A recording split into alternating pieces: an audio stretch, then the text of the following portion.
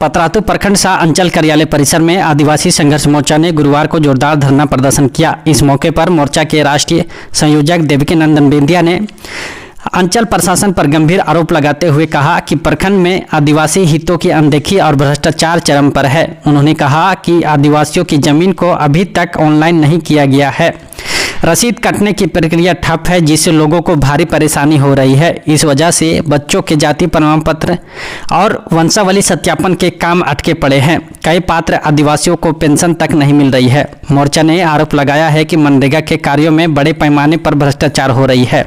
वहीं आवास निर्माण योजनाओं में जन सेवकों और मुखिया द्वारा गरीब आदिवासियों से घूस ली जा रही है। लोग अपने छोटे छोटे काम के लिए सालों भर अंचल कार्यालय का चक्कर काटते रहे हैं। देवकीनंदन बेंदिया ने यह भी कहा कि भूदान और जमीनी जमाबंदी के मामलों में कोई प्रगति नहीं हुई है। लोग भारी संख्या में पतरातू प्रखंड शाह अंचल कार्यालय में धरना प्रदर्शन कर रहे हैं। आपकी मांगे क्या है? हमारी करीब पतरातू प्रखंड में 26 सूत्रीय मांग पत्र है। हमारी मांग को आप देखेंगे, क्योंकि हम सभी लोग झारखंड अलग राज्य बनने के बाद पूरे झारखंड की जनता को काफ़ी खुशी थी कि हमारा विकास होगा, भविष्य होगा, हर काम काज होगा। लेकिन झारखंड राज्य बनने के 25 साल गुजरने के बाद भी हमारे झारखंड के रहने वाले आदिवासियों का, गरीबों का, दलित कमजोर वर्गों का जो रोजमर्रे का ज़रूरत का काम है, जैसे मनरेगा जैसा काम है, मनरेगा काम तो पूरी तरह से अधिकारी कर्मचारियों के द्वारा फ्लॉप कर दिया गया है। लोगों को रोजगार नहीं मिल रहा, जिसके कारण से लोग पलायन करते हैं और दूसरे राज्यों में जाने के लिए मजबूर हैं। तो इस पलायन को रोके, उसे गांव घर में पंचायत में काम मिलेगा तो क्यों बाहर जाएंगे। इसलिए हम ये मांग करते हैं कि पलायन को रोके, मनरेगा को इसको जीवंत बनाए और गांव में पंचायत में इसको बेहतर ढंग से लागू करे और मनरेगा मजदूरों को 600 रुपया मजदूरी दे और 200 दिन मनरेगा मजदूरों को काम दे। ये हमारी मांग है।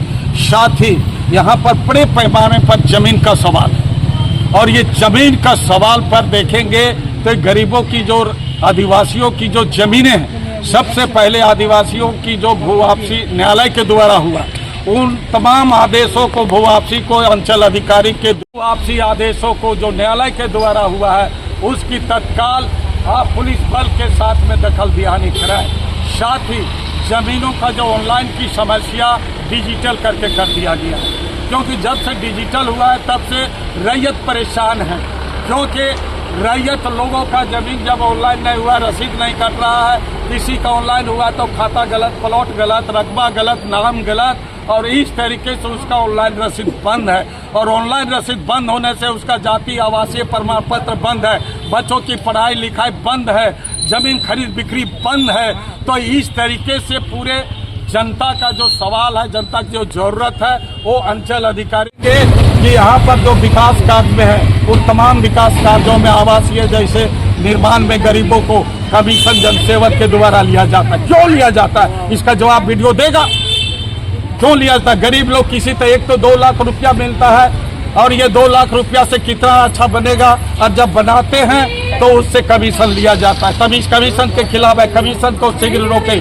जो भी यहाँ दलाल बिचौलिया का काम सिर्फ होता है, दलाल बिचौलिया गलत तरीके से आदिवासियों की जमीनों को गैर आदिवासियों के नाम पर फर्जी दस्तावेज के जरिए रसीद काटने का काम करता है। उन तमाम फर्जी रसीदों को गैर आदिवासियों को जो आदिवासियों की जमीनों को रसीद काटा गया, उस तमाम जमीनों के रसीद रद्द करें।